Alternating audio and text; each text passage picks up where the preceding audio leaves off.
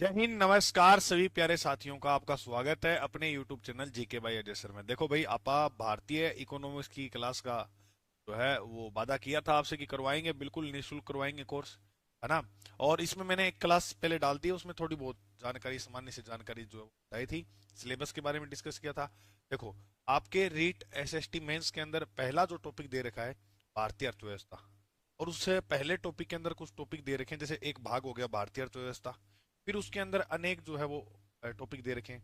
इसमें आज हमारा जो पहला टॉपिक रहेगा वो रहेगा भारतीय अर्थव्यवस्था के क्षेत्रक। अच्छा, इसके अंदर जो है, देखो सुनो ध्यान से मेरी बात। इसमें अपने जो 10th क्लास वाली एनसीईआरटी है उसको कवर करेंगे, आरबीएससी की ओल्ड एनसीईआरटी जो 10th वाली उसको भी कवर करेंगे, प्लस इसमें स्टैंडर्ड बुक को भी मैंने कवर किया है, प्लस इसके साथ साथ जो नए आंकड़े हैं, इकोनॉमिक सर्वे 2024-25 के आंकड़े हैं वो भी इंक्लूड कर दिए हैं।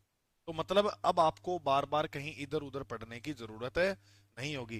मैंने पूरा प्रयास किया है कि अपने जो रीट मेंस एग्जाम में है, इन क्लासेस से पर्सन आपको पूरे पेपर में देखने को मिलेंगे। बस आपको लगनी से, ईमानदारी से क्लास देखनी है, ठीक है। और पहली बात क्या होता है कि कोई साथी नया किसी के साथ जुड़ता है ना, तो ट्रस्ट बनता नहीं है। तो देखो भाई, ट्रस्ट तो करना पड़ेगा, है ना। चलो करते हैं शुरुआत। टॉपिक का नाम है भारतीय अर्थव्यवस्था के प्रमुख क्षेत्र, या भारतीय अर्थव्यवस्था के क्षेत्र। भारतीय अर्थव्यवस्था के क्षेत्रक। बताइए कितने होते हैं गुरुजी? हमने तो तीन पढ़ रखे हैं, प्राथमिक, द्वितीय और तृतीय। देखो वैसे देखा जाए तो इसके क्षेत्रक जो होते हैं टोटल कितने होते हैं? पांच, ठीक है। लेकिन हम कितने पढ़ते हैं? हम पढ़ते हैं तीन। जी मैं तीन, किसा किसा पढ़ा? चलो देखो, इसके क्षेत्रक की अगर अपन बात करते हैं, क्षेत्रक की यदि बात करें, तो हमें जो क्षेत्रक पढ़ने को मिलते हैं वो तीन। भारतीय अर्थव्यवस्था के क्षेत्रक अपने कितने देखते हैं? मुख्यतः तीन, एक, दो और तीन। पहले ये तीन समझो, फिर लास्ट वाले दो की बात कर ले। बाकी सिलेबस में जो है ना वो, यानी प्रश्न जो आते हैं ना ज्यादा, वो इन तीन से ही आते हैं। नंबर एक पर आ जाएगा प्राथमिक, प्राथमिक क्षेत्रक। नंबर दो पर आ जाएगा द्वितीयक क्षेत्रक। और नंबर तीन पर मेरे दोस्त क्या आ जाएगा? तृतीयक क्षेत्रक, ठीक है। सबसे पहले देखो, समझने का बिल्कुल सिंपल सा फंडा है, याद रखना। प्राथमिक क्षेत्र मतलब याद रखना कच्चा माल। कच्चा माल का मतलब है कि यहां पर आपको बिल्कुल जो माल मिलेगा वो कैसा मिलेगा? कच्चे रूप में। जैसे अगर बात करें तो प्राथमिक क्षेत्र के अंदर आपके अंतर्गत आ जाएगा कृषि। अब आपसे प्रश्न पूछा जाएगा, कृषि कौन से क्षेत्र के अंतर्गत आता है? तो आप बोलोगे प्राथमिक। अब कृषि को अपने बोते हैं तो वो कच्चे रूप में ही होती है। जैसे मान लो आपने कपास को बोया या आपने गन्ने को बोया, तो वो कच्चा रूप है। अब गन्ने से चीनी बनेगी, वो उसका क्या हो जाएगा? कच्चे माल को जो है विनिर्मित किया जाएगा, फिर, है ना। किया जाएगा नहीं किया जाएगा? बिल्कुल किया जाएगा। तो वो कहाँ होगा वो भी अपने बात करेंगे। देखो, कृषि हो गया। कृषि के बाद आपको याद रखना मत्स्य पालन। मत्स्य पालन यानी कृषि और पशुपालन सारा इसके अंदर आ जाएगा। यहां पर आप पशुपालन भी लिख सकते हो, पशुपालन भी लिख सकते हो। कृषि हो गया और पशुपालन यहाँ लिख सकते हैं। एक बात याद रखना मेरे दोस्त, एक बात बताता हूँ काम की, मजेदार, ताकि व्यवहारिक ये चीज भी अपने को पता होनी चाहिए। देखो, सबसे ज्यादा कमाई को साधन अगर करना हो तो अपना किसो क्षेत्र होना चाहिए? प्राथमिक।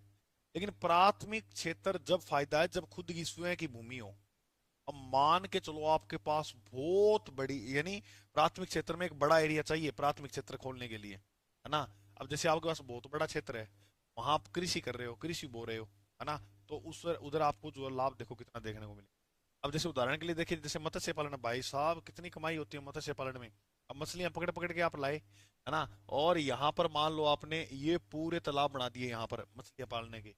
और मत्स्य पालन, अब देखो उसके बीज हो गए, फिश ऑयल हो गए, है ना। फिश ऑयल के जो कैप्सूल आते हैं वो कितने महंगे महंगे मिलते हैं। ये भी एक कमाई का साधन है, बहुत खतरनाक कमाई होती है इनसे, है ना। उसके अलावा बात करें पशुपालन, जैसे अब मान के चलो आप 100 गायें पाल ली। लेकिन उसके लिए 100 गायों के लिए, मेरी बात समझ में आ रही है ना, एक क्षेत्र होना चाहिए। इसमें बस तब लाभ है कि मतलब खुद का क्षेत्र हो। अब 100 गायों, मान के चलो 100 गायों को दूध, 1 लीटर दूध की कीमत है 50 रुपए। अब आप देख लो, 100 गायें, 2 टाइम को दूध, महाराज जो बिजनेस है वो कहाँ जाएगा? है आपनो बिजनेस जो है वो जाओ वो कठा देखो। हाँ, तो इसके अलावा तो ये होता है इस, अच्छा इसके अलावा आप कोई मान के चलो कि अपने कोई बाग वगैरह, मतलब वन वगैरह उगा लो ना, उसके अंदर भी फायदा होता है, उनकी लकड़ियों से फायदा होगा। जैसे वन वगैरह के जो क्षेत्र हैं वो भी इसी के अंदर आएंगे। अच्छा, इसके अलावा खनन, खनन का जो क्षेत्र होगा वो भी प्राथमिक के अंदर माना। जैसे खनिज वगैरह जो है ना, खनिज आधारित उद्योग तो इसमें आ जाएंगे। अब खनिज जैसे निकलती है तो कच्चा रूप में निकलती है। जैसे अब चांदी निकली या सोना निकला धरती से, वो कच्चा रूप है। अब उस सोने को पिघलाकर आभूषण का आकार देंगे, वो काम फैक्ट्रियों में होगा। होगा तो वो किस क्षेत्र में आ जाएंगे? द्वितीय। तो ये सारा जो है वो कच्चा माल ही होता है। तो बताओ, इतनी बात समझ में आई? तो प्रश्न पूछेंगे कि जैसे खनन है, ये किस क्षेत्र के अंदर है? प्रथम, द्वितीय और तृतीय। तो आप क्या बोलोगे कि खनन जो है, खनन जो है वो प्रथम क्षेत्र, वन जो है वो भी इसमें। तो कहने का मतलब है कृषि, मत्स्य पालन, पशुपालन, वन और खनन ये सारे प्राथमिक क्षेत्र के हैं। अब अब कच्चे माल को जो है वो विनिर्मित करना है। द्वितीयक क्षेत्र को 5 उप क्षेत्र में बांटा गया है। कितने? 5 उप क्षेत्र में। वो मैं आपको थोड़ा अगले पेज पे पढ़ाऊंगा, थोड़ा अच्छा समझ में आएगा। अभी मैं पहले इसमें लिखता हूं कि यहां पर चीजों का विनिर्माण किया जाएगा। तो अगर प्रश्न आए ना, विनिर्माण, विनिर्माण उद्योग जो है, उद्योग जो है वो किसके अंदर आता है, किस कैटेगरी में आते हैं? विनिर्माण क्षेत्र भी बोलते हैं इसे। विनिर्माण क्षेत्र इसी का एक पार्ट है। कैसे है वो अभी थोड़ी देर में समझ जाओगा, ज्यादा टेंशन लेने की जरूरत को नहीं। सुनो, रखो एक बार। जी हाँ, मेरी बात सुनो। अब कृषि, जैसे मान के चलो यहाँ अपने कपास लेकर आए, या मान के चलो कि यहाँ अपनों ने गन्ना लाया। अब गन्ना ये कच्चा माल है। कपास से हमने क्या बनाए? कपड़े। गन्ने से हमने क्या बनाई? चीनी बना दिया या गुड़ बना दिया, जो भी है। तो ये काम कहाँ हुआ है? ये हुआ है उद्योगों में। तो याद रखना, इसके अंदर गर्त जो आएंगे वो क्या आएंगे? जैसे बात करें उद्योग आगे, क्या आ गए भाई? उद्योग। इसके अलावा अगर अपन बात करें तो द्वितीयक क्षेत्र के अंदर जैसे अब मिट्टी है, अब मिट्टी से क्या बनाना? ईंट। अब वो उद्योगों में बनती है, भट्टों वगैरह में बनती है। इसमें कोई ऐसे नहीं है कि मिट्टी को पहले बोया है, ऐसा कुछ नहीं है। मिट्टी मिट्टी है। तो मिट्टी से क्या बनना? ईंट। और ईंट से क्या बनाना? भवन। वेरी वेरी मोस्ट इंपोर्टेंट प्रश्न है ये वाला, कि जैसे घर है, तो घर निर्माण की जो प्रक्रिया है वो कौन से क्षेत्र के अंदर आएगी? या घर जो है वो किस क्षेत्र के अंदर रखा जाएगा? प्राथमिक, द्वितीयक या तृतीयक? तो आप क्या बताओगे इसका उत्तर? घर। बोलो, इतनी बात समझ में आई? हाँ, बहुत बढ़िया, बहुत बढ़िया। अब मैं एक प्रश्न पूछता है, ठीक है? तो आप बताना अब खुद। जैसे दर्जी है, दर्जी बताओ किस में आएगा? दर्जी, जल्दी बताओ। वेरी गुड, जो बता रहा है ऑप्शन नंबर बी को, दर्जी। अब दर्जी देखो कैसे। अब मान लो यहां से कच्चा माल क्या दे दिया हमें? ये कपड़ा, मतलब अपने पास जो है वो कपास आ गया। अब कपास से कपड़ा तो बन गया, कपड़े को सिलेगा कौन? दर्जी। कपड़े को कौन सिलेगा? दर्जी। तो ये प्रश्न देखो आपको लगेंगे तो ऐसे, अरे गुरुजी ऐसे ऐसे प्रश्न देखने को मिल जाते हैं एग्जाम में, कि दर्जी जो है वो किस क्षेत्र के अंदर आएगा। अब ये आपकी सोच नहीं जाएगी तब तक, तो मैं इसलिए आपका माइंड जो है छोटे छोटे उदाहरण देकर खोल रहा हूँ। अब जी हाँ, सूत है, तो सूत भी किसके अंदर आ जाएगा? सूत वगैरह होते हैं, है ना, तो वो भी इसके अंदर। कपड़े की कोई भी प्रकार है वो सारे कहाँ रखे जाएंगे? प्लस अब जैसे मैं आपसे पूछूं, बताओ खनिज आधारित उद्योग कहाँ आएंगे? दिख रहा है क्या? इधर ऊपर लिख रहा हूँ। जैसे आपसे पूछा जाए खनिज आधारित, अब खनिज आधारित उद्योग के अंदर जहाँ सीमेंट वगैरह बनाना, अब यहाँ से कच्चा माल मिल गया, चूना वगैरह मिल गया। अब चूने से क्या बनेगी? सीमेंट बनेगी। तो वो किस में आएगा? खनिज आधारित उद्योगों के अंदर। कोई पत्थर है, मार्बल बनाना, जो भी है, समझ में आ रही है बात? तो द्वितीयक क्षेत्र के अंदर ये चीजें आती। तृतीयक क्षेत्र की यदि बात करें तो इसे बोलते हैं सेवा का क्षेत्र।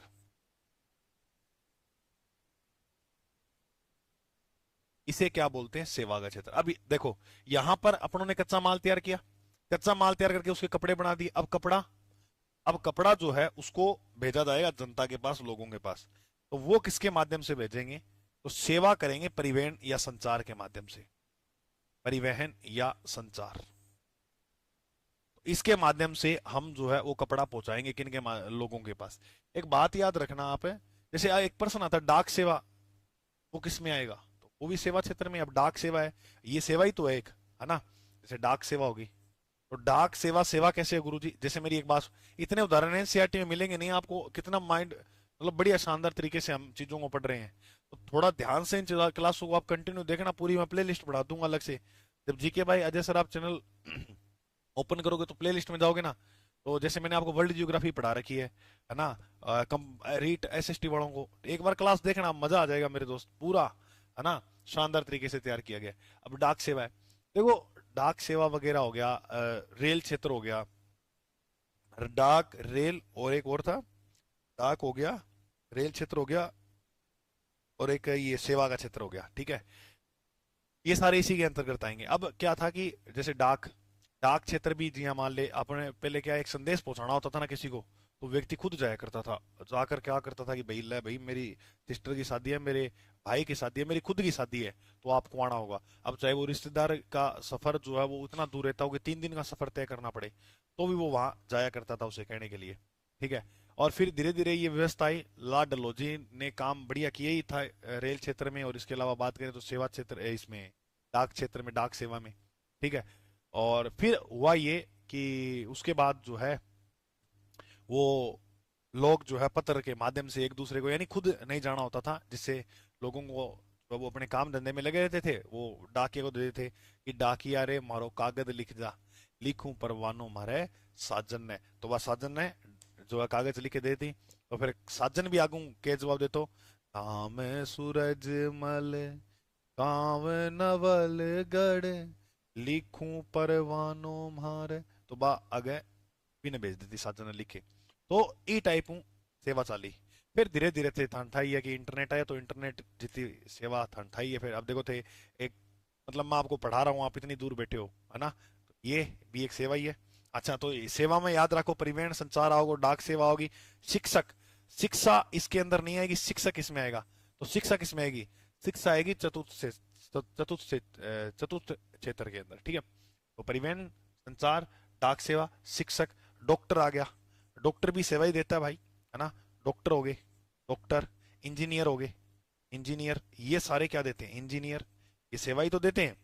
तो ये सारा जो है वो कौन सा क्षेत्र हो जाएगा अपना, सेवा का क्षेत्र। बताओ, इतनी बात समझ में आएगी, है भाई। अच्छा, ये अब मेरे बैंक संस्थाएं होती हैं, वो किसमें आएगी, वो भी इसमें आएगी। अब बैंक भी बेचारे सेवा ही कर रहे हैं, वो आपके पैसों की रक्षा कर रहे हैं, ये भी इसी के अंदर आएगी। इसे बोलते हैं, इसका उपनाम है व्हाइट कॉलर जॉब। तृतीय क्षेत्र का उपनाम क्या है, उपनाम, इसका नाम है white collar job, white collar job. इस क्षेत्र को क्या बोला जाता है भाई, व्हाइट कॉलर जॉब। अब व्हाइट कॉलर आपको पता लग गया, अभी ये व्हाइट कॉलर वाले पद है सारे, है या नहीं है।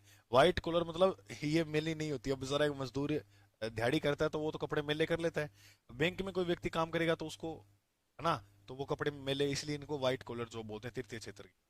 अच्छा, गुलाबी कॉलर जॉब किन्हें बोलते हैं, गुलाबी कॉलर जॉब, गुलाबी कॉलर जॉब जो है इसमें महिला उन्मुख होती है। इसके अंदर जो है वो, अब गुलाबी रंग ऐसे याद रख लेना, महिला का होता है, ठीक है। तो महिला इसके अंदर जो है वो उन्मुख होगी, उसे बोलते हैं गुलाबी कॉलर जॉब। अच्छा, एक होती है golden collar job, golden collar job. अब ये आपको एनसीईआरटी में मिलेंगे नहीं ये बातें, लेकिन ये स्टैंडर्ड बुक के अंदर मिलेगी। ये इकोनॉमी के पंचम क्षेत्र के अंदर आती है, तो पंचम क्षेत्र के अंदर, पंचम क्षेत्र के अंदर जो है वो ये आती है, याद रखना, ठीक है। तो गोल्डन कॉलर जो पंचम क्षेत्र के अंदर आती है, और गुलाबी कॉलर जो महिला उन्मुख होती है, व्हाइट में तीसरा क्षेत्र है। इतनी बात बताओ समझ में आएगी। तो ये थे इकोनॉमिक्स के क्षेत्र जो आपको याद रखने हैं। बोलो, अब बताओ सभी साथियों को समझ में आई। अब मैं थोड़ा सा और एक्सप्लेन करता हूं। अब तीन तो हो ही गए, पांचवा मैंने बता दिया गोल्डन कॉलर जो। चौथे, चौथा में और लिख लो, यहां लिख लो। चतुर्थ क्षेत्र के अंदर जो है बस इतना याद रखना, ये ज्ञान का क्षेत्र है, ज्ञान का क्षेत्र है। इसके अंदर आएगी शिक्षा, शिक्षक आएंगे तृतीय क्षेत्र में, और शिक्षा की बात करेंगे तो चतुर्थ क्षेत्र में, ठीक है। ओके, चलो अब अपन बात करते हैं मेरे दोस्त, सुना ध्यान से। ये जो द्वितीय क्षेत्र है, ये जो द्वितीय क्षेत्र है, इसको 5 उपभागों में बांटा गया है। अब इसको और समझेंगे अपने, थोड़ा और एक्सप्लेनेशन हो जाएगा। द्वितीय क्षेत्र को 5 उप क्षेत्रों में बांटा गया है। कितने उप क्षेत्रों में, 5 उप क्षेत्रों में बांटा गया है, 5 उप क्षेत्रों में बांटा गया। कितने उप क्षेत्रों में बांटा गया, 5। नंबर 1, 2, 3, 4 और 5। सबसे पहले अपने बात करेंगे, इसके अंदर आएगा निर्माण क्षेत्र। नंबर 1 पर क्या आएगा? निर्माण क्षेत्र। नंबर 2 पर आएगा विनिर्माण क्षेत्र। विनिर्माण क्षेत्र मैं फिर समझाऊंगा इनको क्या होता है। नंबर 3 पे जलापूर्ति क्षेत्र। जलापूर्ति क्षेत्र। और नंबर 4 पर आ जाएगा गैस आपूर्ति क्षेत्र। गैस आपूर्ति क्षेत्र। हाँ, फिर से मेरे साथ बोलो। निर्माण क्षेत्र, विनिर्माण क्षेत्र, जलापूर्ति क्षेत्र और गैस आपूर्ति क्षेत्र। और एक और याद रखना थे, विद्युत आपूर्ति क्षेत्र। विद्युत आपूर्ति क्षेत्र। अब ये तो सिंपल है, देखो। विद्युत की आपूर्ति करवाएगा, गैस की आपूर्ति करवाएगा और जल जल की आपूर्ति करवाएगा, है ना। उसके तहत कौन कौन सी किस प्रकार से जो है डैम वगैरह है, वो सारी चीजें इसके अंदर आ जाएगी। निर्माण और विनिर्माण के अंदर क्या आता है, ये चीज समझो आप। मेन ये है हमारे लिए। तो निर्माण के अंदर जैसे मान के चलो, इसमें कंस्ट्रक्शन का काम होता है। जैसे मान लो कोई सड़क बनानी है, तो वो उसका निर्माण करना होगा।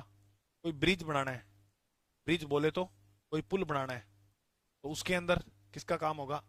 का कोई मान के चलो हैंगिंग ब्रिज बनवाना है। हैंगिंग ब्रिज, या मान लो कोई नदी है नीचे या कोई, है ना। तो नदी के ऊपर जो है वो मार्ग, रास्ता है ना, वो बनवाना है। कोई भी प्रकार का रास्ता हो, ब्रिज वगैरह, पुल वगैरह, सड़क वगैरह, वो द्वितीय क्षेत्र के अंदर आएगा। ये वेरी इंपॉर्टेंट प्रश्न है। देखो हम कितना अच्छे शानदार तरीके से, बस इसमें से प्रश्न ज्यादातर यही बनते हैं कि बताओ ये किसका अंदर उदाहरण माना जाएगा। फिर तो सड़क, ब्रिज, पुल ये आ जाएंगे निर्माण में। भी निर्माण में जी हाँ, वही बात है। जैसे चीनी से क्या बनाना? चीनी से क्या बनाना? गुड़ बनाना। क्या बनाना? गुड़। और इसके अलावा बात करें तो जी हाँ, मान लो कपास हूं, कपड़े बनाना है या नहीं है। इसके अलावा अगर बहुत से उदाहरण, आप कोई भी उदाहरण देख लो, जी हाँ, कोई कनक है तो कनक से ब्रेड बनाना। वो सारी चीजें किसमें आएंगी? विनिर्माण के अंदर। और ये तो याद रखना, वेरी इंपॉर्टेंट है कि द्वितीयक क्षेत्र के कितने उप क्षेत्र होते हैं, तो याद रखना 5। कितने होते हैं? 5। अब सुनो, अब सुनो मजे की बात। मैंने आपको यहां 2 पॉइंटों के अंदर ये बात क्लियर करता हूं और इतना शानदार तरीके से समझाऊंगा, याद रखोगे। अभी मैंने बताया कितने क्षेत्र? 3। देखो प्राचीन काल से हम बात करें, प्राचीन काल से अगर हम बात करें तो प्राचीन काल में थे, खुद सोचो कि प्राथमिक क्षेत्र कौन सा होगा, कि मतलब ज्यादा जो उत्पादन वगैरह या ज्यादा जोरों शोरों से चल रहा था, वो क्षेत्र कौन सा होगा। तो हम यही बोलेंगे कि प्राचीन काल में जिगा लोग अब ज्यादा डिपेंड की पा कृषि पे। और कृषि जो किसके अंदर आता है? प्राथमिक क्षेत्र में। तो सबसे ज्यादा जो उस समय चलता था चर्चा में, वो था प्राथमिक क्षेत्र। सारों ज्यादा चालतो वो किसको चालतो? प्राथमिक क्षेत्र। सबसे ज्यादा जो योगदान होता था वो किसका होता था? प्राथमिक क्षेत्र। क्योंकि पूरा का पूरा जो समाज था वो कृषि पर निर्भर था। आप सिंधु घाटी सभ्यता में बात करो, तो बात करेंगे तो अपने ही पढ़ेंगे, वो लोग कृषि और व्यापार पर निर्भर थे। तो व्यापार का नाम भी आता है तो 2 नंबर पे आता है। पहला कृषि और पशुपालन ही आएगा लगभग। फिर वैदिक काल तक आते आते धीरे धीरे और काल आगे आगे आते आते आते आते उदार हुआ, द्वितीय क्षेत्र की प्राथमिकता होने लगी, मतलब द्वितीय क्षेत्र आने लगा। और द्वितीय क्षेत्र के अंदर लोग निर्माण करने लगे, जैसे कच्चे माल से पक्का माल बनाने लगे। और पक्का माल के बाद अगर बात करें तो तृतीय क्षेत्र यानी सेवा का क्षेत्र भी, फिर जो पहिए वगैरह का आविष्कार हुआ, बैलगाड़ियां, इस प्रकार से जो है धीरे धीरे अपना तीनों क्षेत्र आए। तो सबसे पहले जो क्षेत्र आया था वो कौन सा था? प्राथमिक क्षेत्र। यानी प्राचीन काल में जो सबसे पहले चर्चा मिलती है वो प्राथमिक क्षेत्र की। अब प्राथमिक क्षेत्र की अगर बात करें तो सबसे जोरों शोरों पर यही था।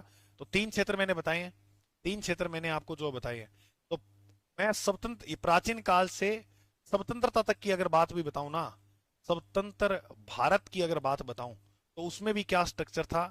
प्राचीन काल की बात पूछे या स्वतंत्र भारत की, यानी 1947 के आसपास की भी थाना में अगर बात बताऊं, है ना, स्वतंत्रता के बाद की भी अगर बात बताऊं ना, बाद के भी कुछ सालों की, तो भी क्या स्थिति देखने को मिली पता है? ये इस प्रकार से ये स्थिति क्या है गुरुजी? यानी नंबर 1 पर आप ये मानो कि प्राथमिक क्षेत्र, नंबर 1 पर प्राथमिक क्षेत्र, सारों ज्यादा जी को काम हो वो किसम हो? प्राथमिक क्षेत्र। उसके बाद जो प्राथमिकता दी गई वो द्वितीय क्षेत्र को। कौन से क्षेत्र को? द्वितीय। और देखो भारत के अंदर लास्ट में है तृतीय क्षेत्र, यानी डॉक्टर, इंजीनियर, यानी सेवा का जो क्षेत्र है उसमें ग्रोथ रेट इतनी ज्यादा नहीं थी। तो इस प्रकार से ये स्वतंत्रता के समय हमारा कौन सा क्रम हो गया? अवरोही क्रम।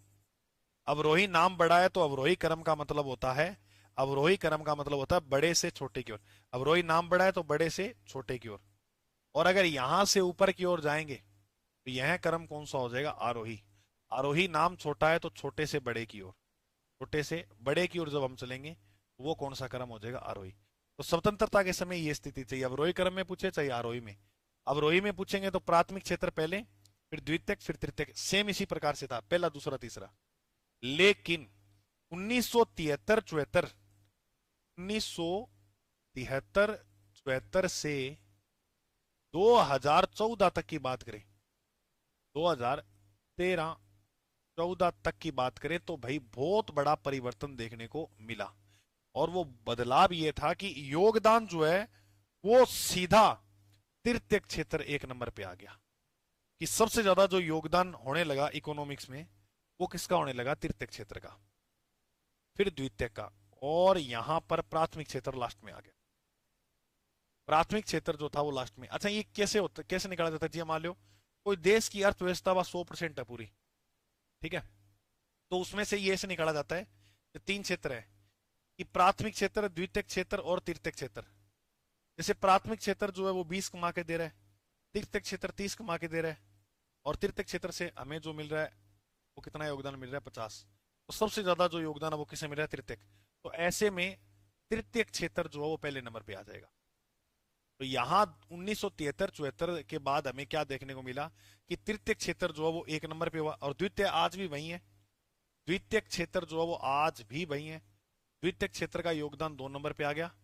और ये जो प्राथमिक क्षेत्र था ना ये लास्ट में चला गया। प्राथमिक क्षेत्र जो था ये कहां चला गया, लास्ट में। ये भारत की स्थिति बता रहा हूं मैं आपको, ये कहां की बता रहा हूं, भारत की। लेकिन एक बात याद रखना, हमें जो सबसे ज्यादा रोजगार देता है वो देता है प्राथमिक क्षेत्र। सर्वाधिक रोजगार इसी से मिलता है।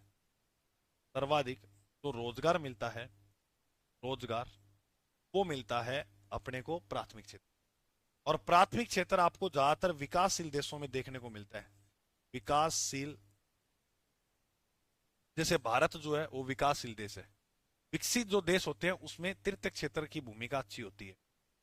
विकसित जो देश होते हैं ना, कौन से विकसित, जैसे अमेरिका वगैरह, तो वहां तृतीय क्षेत्र बहुत बड़े लेवल पर फैला हुआ होता है। अब अपने जी को है वो आप के देखा कि प्राथमिक क्षेत्र जो है वो ज्यादातर लेवल पर क्या है, फैला हुआ। ये बात याद रखो। तो इतनी बात बताओ समझ में आई।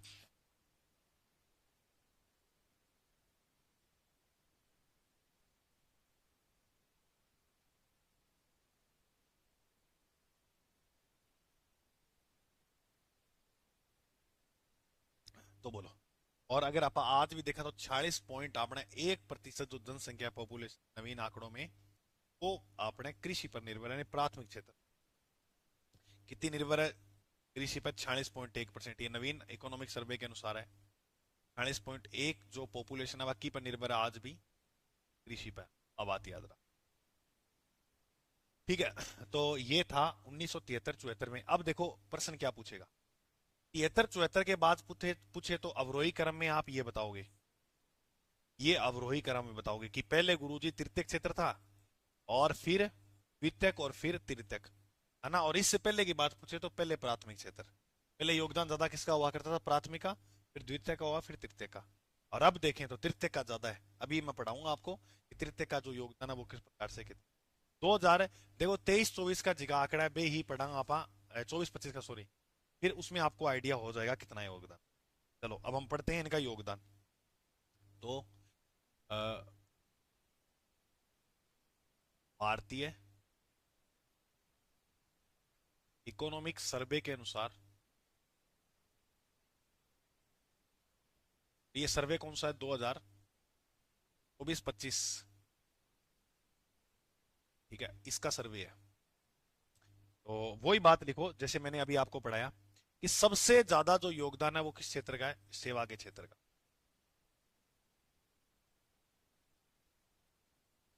उसके बाद 2 नंबर पे अगर अपने बात करें तो 2 नंबर पे आ जाएंगे उद्योग धंधे।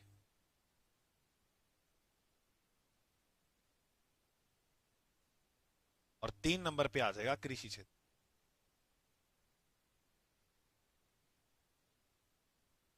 3 नंबर पर जो है वो क्या आ जाएगा भाई, 3 नंबर पर आ जाएगा अपना कृषि का क्षेत्र।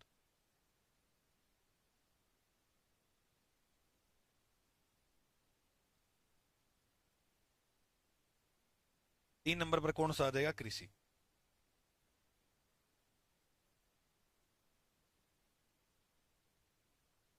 अब इसके अंदर देखना है कि इकोनॉमिक सर्वे में यहां इनके अंदर वृद्धि दर जो रही वो कितनी रही। तो इन तीनों क्षेत्र की अपने को क्या पढ़नी है? वृद्धि दर। तो वृद्धि दर देख लेंगे तो आपको पता लग जाएगा कि सबसे ज्यादा जो है वो वृद्धि दर जो है किस क्षेत्र की रही है? सेवा क्षेत्र की। इकोनॉमिक सर्वे में देखने को मिला कि 7.2% जो वृद्धि दर रही है वो किस क्षेत्र की रही है? तो देखो इकोनॉमिक क्षेत्र के अंदर सेवा क्षेत्र कितना वृद्धि कर रहा है, तो वृद्धि दर कितनी देखने को मिली है? 7.2 की। हाँ, याद रखना। इसके बाद अगर बात करें तो उद्योग क्षेत्र में वृद्धि दर देखने को मिली है 6.2% की। और यहां कृषि क्षेत्र में बात करें तो 3.8% की क्या देखने को मिली है? वृद्धि दर। तो अब देखो सबसे कम वृद्धि दर जो है वो किसकी है? कृषि क्षेत्र। है या नहीं है? इसके अलावा अगर मैं तुम्हें जीडीपी में योगदान भी पढ़ाऊं ना तो भी यही देखने को मिलेगा। पहले तो ये समझो कि जीडीपी क्या होती है। जैसे मान लो ये अपना भारत देश है, तो भारत देश की सीमा के अंतर, इस सीमा के अंदर अंदर उत्पादित अंतिम वस्तु का जो मूल्य होता है ना, उसे क्या बोलते हैं? जीडीपी। अच्छा, अंतिम वस्तु का मतलब ये नहीं है कि जैसे अंतिम वस्तु का यहाँ तात्पर्य ये है कि जैसे मान लो आपने जो है वो गेहूं खरीदा। अब गेहूं खरीद कर मान लो आपने ब्रेड बनाई इसकी, तो अब अंतिम मूल्य क्या माना जाएगा पता है? अब गेहूं आपने यहाँ खरीदा 2 रुपए का, अब ये काउंट नहीं किया जाएगा बाद में। अब ब्रेड में क्या लागत आई वही काउंट की जाएगी क्योंकि वो वहां काउंट हो चुका था। अब जैसे ब्रेड बनने में भी क्या आई? 2 रुपए लागत आई, तो 2 और 2 कितना हुआ? 4। तो ये इसका क्या रहेगा? अंतिम। ऐसे नहीं है कि वो पहले वाला भी, तो बस उसका वहां लागे तो क्या अंतिम मूल्य यहाँ निकल जाता है, तो लास्ट तक अंत में आते आते उसका अंतिम मूल्य क्या बना है वो सारा भारत की सीमा के भीतर भीतर का जो है वो आंकड़ा मापा जाएगा। और वो आंकड़े को क्या बोलते हैं? जीडीपी। एक देश की सीमा के भीतर जो अंतिम उत्पादित वस्तु होती है उसे ही क्या बोलते हैं? वस्तु या उत्पादन होता है उसे ही क्या बोलते हैं? उसे बोलते हैं जीडीपी। समझ में आ गई? अच्छा, इसके अंदर मान लो चाहे विदेशी नागरिक भी यहाँ काम कर रहे हैं, है ना, तो वो सारे जोड़े जाएंगे, वो सारे पैसे वगैरह है वो क्या है उसमें काउंट किए जाएंगे। याद रखना। क्लियर? अच्छा, अब अगर अपन बात करते हैं तो नवीन आंकड़ों के अंदर मैं यहाँ पर आपको बता देता हूँ कि जो उद्योग है, उद्योग में जीडीपी का जो योगदान है वो 27.6% है। उद्योग में जीडीपी का योगदान जो कितना है? 27.6% है इसका। जीडीपी का, जीडीपी में योगदान, जीडीपी में जो योगदान है उद्योग का वो कितना हो गया भाई? 27.6%। और इसके अलावा कृषि की बात करें तो कृषि में 16%। ये बात भी आप मेरी याद रख लेना। तो ये भारतीय इकोनॉमिक सर्वे कुछ आंकड़े थे, है ना, इसको आप थोड़ा सा नोट डाउन कर लेना। वृद्धि दर जरूर याद रखना। सेवा क्षेत्र में सबसे ज्यादा हुई है 7.2 की, उद्योग क्षेत्र में 6.2 की है, सिंपल है। कृषि में 3.8। एक बार बोलना, 7.2, 6.2, 3.8, 7.2, 6.2, 3.8, 7.2, 6.2, 3.8 हो गया। चलो, अब इसके बाद अपने, अच्छा मैं अब आपसे प्रश्न एक पूछता हूं, बताओ। जैसे मैंने कहा कि अगर कोई व्यक्ति गन्ना देने से इनकार कर दे तो कौन से उद्योगों पर प्रभाव पड़ेगा या कौन से क्षेत्र पर प्रभाव पड़ेगा? अगर इस प्रकार के प्रश्न पूछे तो, अब गन्ना कहाँ हो रहा है? प्राथमिक क्षेत्र में हो रहा है। तो अगर गन्ना नहीं देगा तो वो चीनी नहीं बना पाएगा, गुड़ नहीं बना पाएगा। तो कौन से क्षेत्र प्रभावित हो जाएंगे? द्वितीय क्षेत्र। द्वितीय क्षेत्र पर जो है वो प्रभाव देखने को पड़ेगा। याद रखना। कई एक बार प्रश्न ऐसे भी देखा था मैंने कहीं कि अगर मान लो कोई कपास ना दे तो कौन सा जो क्षेत्र है वो बंद हो जाएगा? द्वितीय क्षेत्र। ठीक है, तो कपड़े वगैरह कैसे बनेंगे, है ना, तो वो चीजें। चलिए, अब अगर अपन बात करें आगे तो स्वामित्व के आधार पे पढ़ेंगे। स्वामित्व के आधार पर।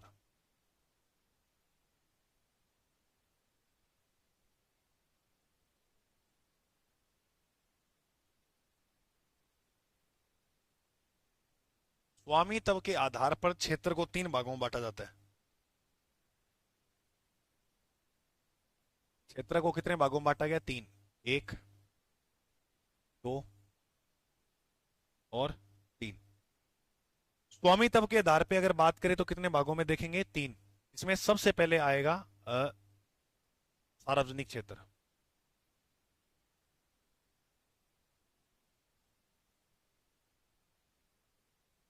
उसके बाद नंबर 2 पे आएगा निजी क्षेत्र, और नंबर 3 पर आएगा सार्वजनिक व निजी। क्या आएगा? सार्वजनिक व निजी भागीदार क्षेत्र।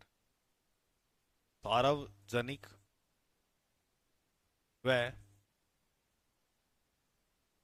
निजी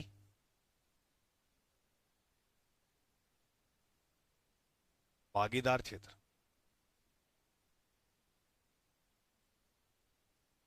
देखो बिल्कुल सिंपल है। कैसे? आप ये अनुमान लगाओ कि सार्वजनिक क्षेत्र का मतलब है इस पर नियंत्रण किसका होगा? सरकार का। इस पर सरकार का पूरा जो नियंत्रण है वो देखने को मिलता है कि सरकार ही अपने हिसाब से काम करेगी, सरकार ही पालन करवाएगी सब कुछ। लेकिन यहां ये जो निजी क्षेत्र की बात करें ये होते हैं प्राइवेट सेक्टर।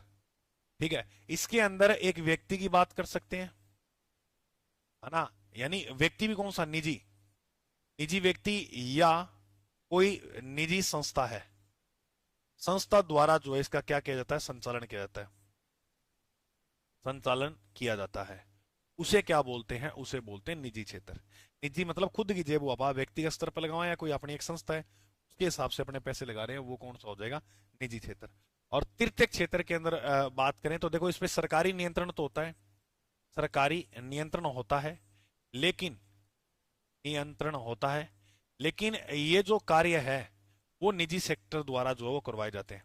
कार्य जो है वो कौन करता है? निजी सेक्टर। निजी यानी ये जो प्राइवेट सेक्टर है उनको काम सौंप दिया जाता है। जी मान लो कोई सड़क बनानी है, ठीक है, तो आपको पता होगा जैसे ये सड़क बनानी है तो ये सड़क का जो है वो टेंडर है, वो सरकार क्या करती है? निजी कंपनियों को दे देती है कि लिए लो भाई ये सड़क इतने पैसे ले लो, है ना, इस बजट के अंदर आपको ये सड़क बनानी है। तो इस प्रकार से तो उसे बोलते हैं सार्वजनिक और निजी दोनों की क्या होती है इसके अंदर? भागीदारी होती है। तो ये जो है स्वामित्व के आधार पर मैंने क्षेत्र आपको बता दिए। बोलो समझ में आए स्वामित्व के आधार पर? अब लास्ट और अंतिम पॉइंट है कि संगठित और असंगठित क्षेत्र। इसके अलावा 2 क्षेत्र और हम पढ़ेंगे, बस उसके बाद ये टॉपिक कंप्लीट है आपका। एक क्लास में कंप्लीट हो गया, सिंपल सा टॉपिक था। मैंने कहा था इतना ज्यादा टाइम लगेगा नहीं, ठीक है, बस थोड़ा ध्यान से चीजों को समझना। अच्छा, एक होता है संगठित क्षेत्र और एक होता है असंगठित। देखो इसका नाम पढ़ोगे तो ये क्लियर हो जाएगा, असंगठित क्षेत्र। ठीक है, संगठित क्षेत्र और असंगठित, इसमें क्या होता है? देखो संगठित क्षेत्र जो होता है इसमें सरकारी नियंत्रण होता है। इसमें किसका नियंत्रण होता है? सरकार का। सरकार ही फिर पालन कराएगी।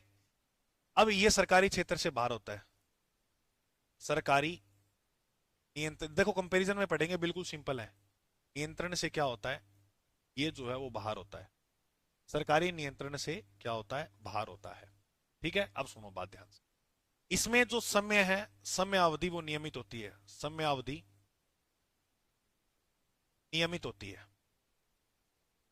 जैसे आपको काम करना है तो वो फिक्स होगा, सुबह 8 या 10 बजे ऑफिस जाना है, शाम को 5 बजे घर पे आ जाना है।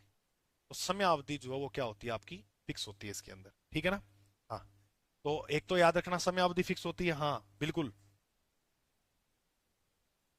ठीक है, इसके अलावा अगर बात करें तो यह जो क्षेत्र होते हैं वो पंजीकृत होते हैं।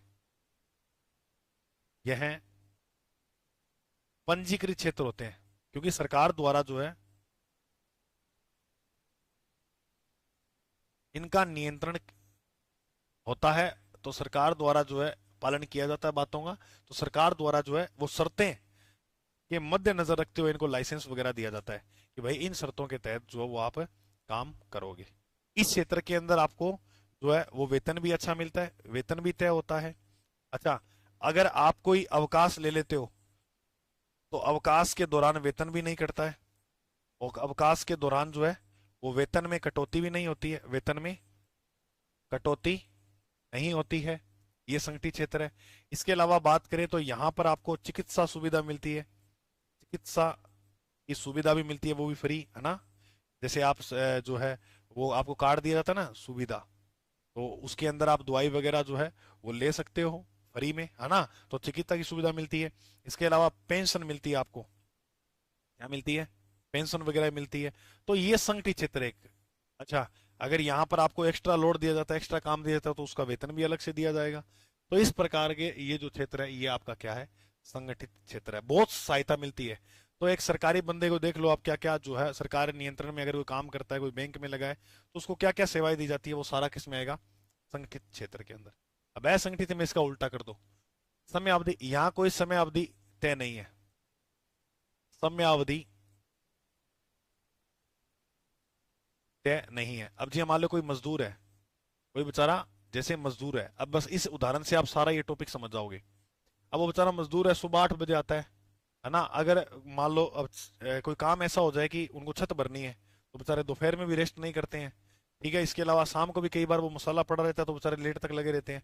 तो इनकी कोई समय अवधि जो है वो फिक्स है नहीं है। दूसरी बात, अब क्या इन मजदूर का बेचारे का कोई पंजीकरण होता है क्या, या इसमें जो मजदूरी के लिए आपको कोई पंजीकरण करवाना जरूरी है क्या, नहीं करवाना जरूरी। तो इसमें कोई ये जरूरी नहीं है। प्लस इसमें जो वेतन है वो भी फिक्स नहीं होता है, वेतन जो है वो भी क्या, फिक्स नहीं होता है। जो ताबा बैठे भी साबू दे दो, और यहाँ वेतन भी अपने को ये सुविधा देखने को मिलती है, फिक्स होता है। अच्छा, इधर अवकाश के दौरान वेतन कटेंगे नहीं। अगर इधर अवकाश कर लिया तो आपका वेतन भी कट जाएगा, है ना। दौरान वेतन में भी क्या देखने को मिलेगी, कटौती देखने को मिलेगी, वेतन भी आपका कट जाएगा। तो वेतन में क्या देखने को मिलेगी, कटौती। चिकित्सा की सुविधा दी जाती है, यहाँ भाई सुविधा कुछ नहीं है, पैसे हैं जेब में, पैसे हैं जेब में, तो आप करो, यहाँ कोई भी प्रकार की आपको सुविधा नहीं दी जाएगी। इसके अलावा बात करें यहाँ पेंशन, अब यहाँ किस बाप की पेंशन बेचारे को मिलती है, कितनी मेहनत करता है बेचारा, तो भी नहीं मिलती। तो ये सब परिणाम आपको देखने को मिलते हैं संगठित और असंगठित क्षेत्र का। तो बोलो, ये था अपना प्यारा सा, सुंदर सा, सिंपल सा टॉपिक, अर्थव्यवस्था के क्षेत्र। और मैं थाने कह दूं कि मैं मेरे मेरे को थोड़ा सा ज्यादा लोड मत दे देना आपकी गुरुजी, अब कमेंट पे कमेंट कर दो, ये दूसरा टॉपिक कराओ, ये कराओ। देखो, हफ्ते में मेरी क्लासें होती है ऑफलाइन, फिर आपके लिए 2 क्लासें यूट्यूब पर भी ले रहा हूँ डेली, प्रतिदिन लाइव। तो ये क्लासें मैंने फिर निर्णय लिया कि जैसे रिकॉर्ड होता है ना, जैसे रिकॉर्ड कोर्स होता है ना। तो मैंने कोर्स तो बनाया नहीं, कि चाहता तो ये कोर्स बना के बेस को ये लो, ले लो, है ना, और तुम्हें पढ़ना है और तुम लेते भी। लेकिन फिर लास्ट में बात तोड़ मोड़ के आई आई है कि कोई बात नहीं, उधर वो वर्ल्ड ज्योग्राफी फ्री कराई है, तो इकोनॉमिक्स इकोनॉमिक्स और फ्री करवा देते हैं। ठीक है, तो ये बात है मेरे दोस्त। ओके, तो कोई चिंता वाली बात नहीं है, आप मिलके बढ़िया साथ पढ़ो। और चैनल पर नए हो तो सब्सक्राइब कर लेना भाई। ठीक है, बस इतना सहयोग कर दो आप, और क्लास को लाइक करो। अच्छा, कैसे लगी ये क्लास पहली अपनी, कमेंट में जरूर बताना। क्या कुछ सुधार किया जाए, भी बता देना, कि आप ही हो सब कुछ अब बताने वाले, और तो कौन बताएगा। तो भी आपको जैसा लगे, और अगर पढ़ाने का तरीका थोड़ा अच्छा लगे, बता देना को। ठीक है, और जो साथी ऑफलाइन पढ़ना चाहते हैं, देखो ऑनलाइन तो कोई, ऑनलाइन तो यूट्यूब ही है, बस आठा पढ़ लो। क्या कोर्स एक होता ही है क्या कि मतलब ज्यादा पैसे ही है क्या कि कोर्स लेके ही पढ़ेंगे। यूट्यूब पे पढ़ा रहा हूँ, पढ़ लो बढ़िया तरीका हूँ। और जो ऑफलाइन पढ़ना चाहता है, तो वो सूरतगढ़ में आ सकता है, विजन इंस्टीट्यूट खेजड़ी मंदिर के पास है।